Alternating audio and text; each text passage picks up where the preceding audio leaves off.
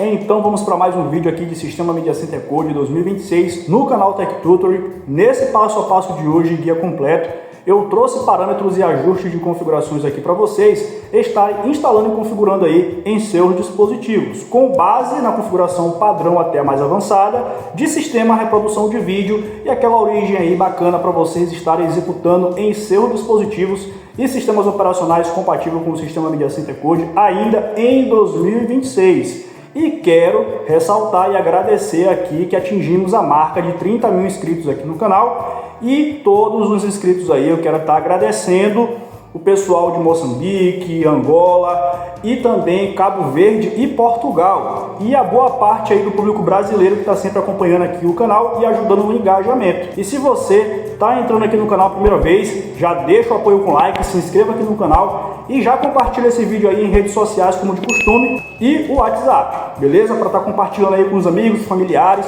para estar ajudando aí a galera a configurar e estar executando aí uma boa reprodução de vídeo em seus dispositivos e sistemas operacionais compatível com o Code. Sem muita enrolação, vamos agora para a tela do Code para você não perder nenhum detalhe das configurações. E lembrando, assista até o final e não pula o vídeo, porque tem muitas informações importantes para você estar executando aí para estar evitando os travamentos. Vem comigo!